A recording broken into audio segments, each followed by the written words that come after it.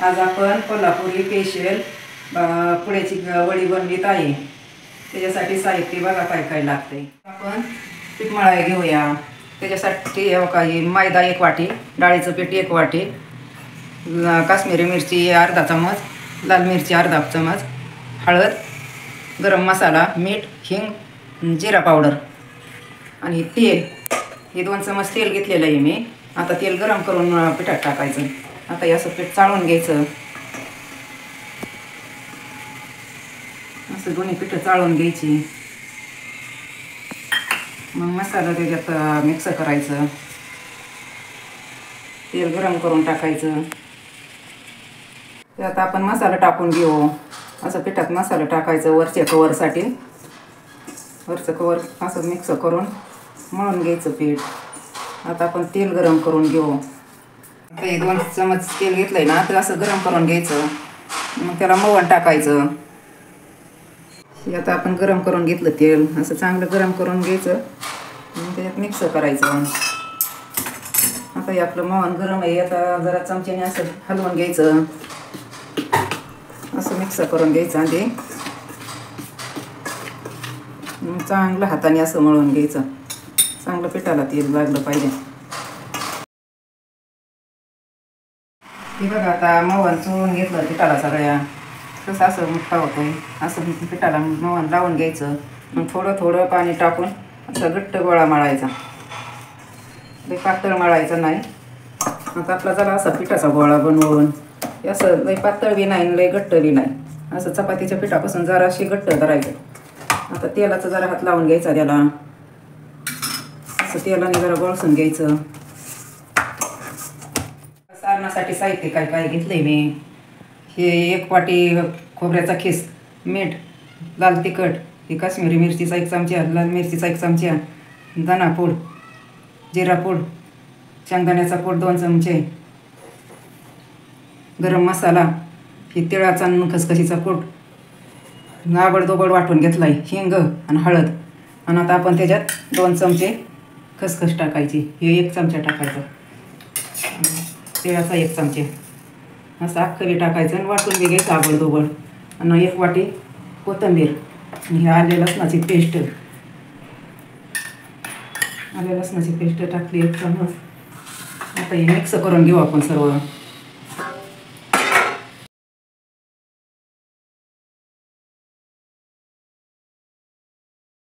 मसाला सगळं असं मिक्स करून घ्यायचं खोबऱ्याला आणि त्याला।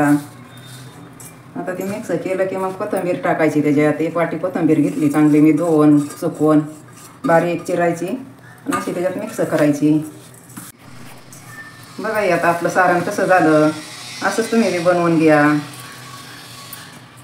आता आपण हे ठेवून द्यायचं 5 मिनिटं पीठ मुरत तोपर्यंत।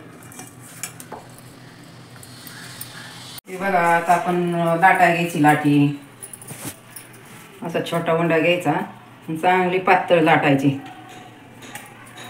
मी केवढा उंडा घेतलाय, असा छोटा उंडा घ्यायचा आणि पातळ लाटी लाटायची त्याची। आता आपण लाटाय घेऊ। थोडंसं मैदा टाकायचा त्याच्यावर, असं लाटून घ्यायचं। छान पातळ चांगली पोळी लाटून घ्यायची।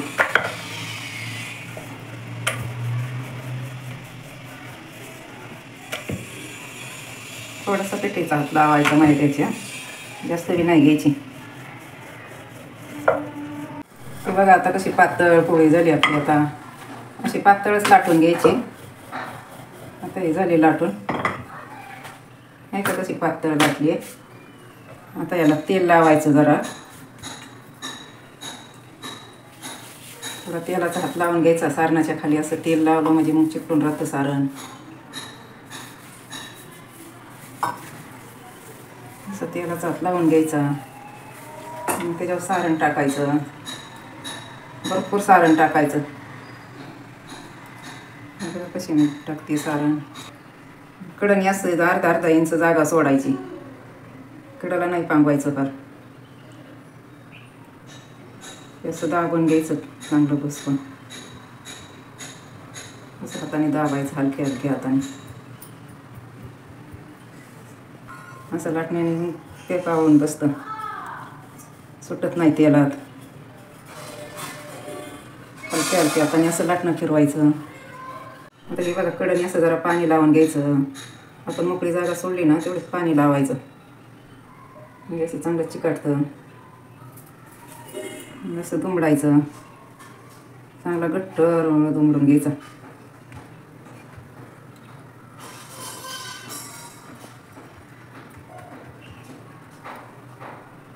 असं सैल नाही राहिलं पाहिजे, त्याच्यात त्याची हवा निघली पाहिजे.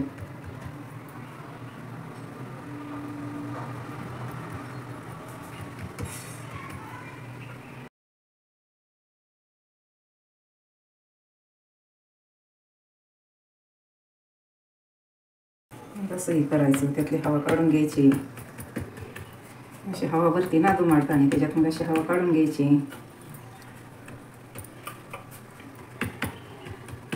छान असं दाबून घ्यायचं.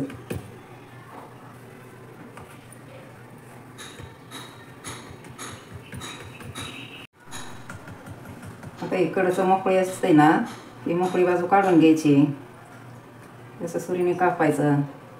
असल्या लहान मोठ्या तुम्हाला लागतात तसे कापून घ्यायच्या. असे कापायच्या.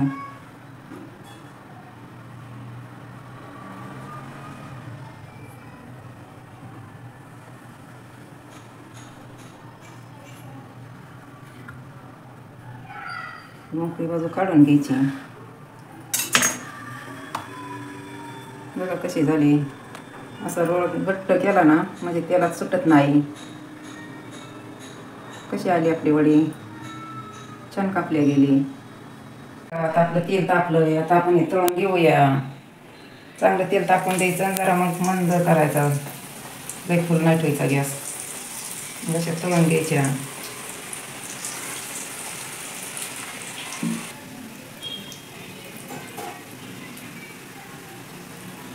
बघा हे आपल्या भाजत आल्यात. आता आपण काढून घ्यायचं. ते असा कलर येऊन द्यायचा. आता आपली वडी भाजून झाली. आता काढून घ्यायची.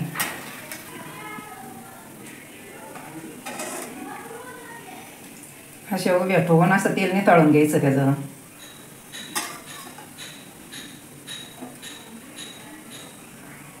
हे झाले आपले आता कोल्हापुरी वडी बनवून. आता याला कोल्हापूरमध्ये भाकर वडी बी म्हणतात आणि पुण्याची वडी बी म्हणतात. सांगली भागात लाटी वडी म्हणतात. ही मी साहित्य घेतलंय. असे बघा तुम्ही बी करून कशी झणझणीत कोल्हापुरी वडी होती. माझा व्हिडिओ आवडला तर लाईक करा, शेअर करा, सबस्क्राईब करा.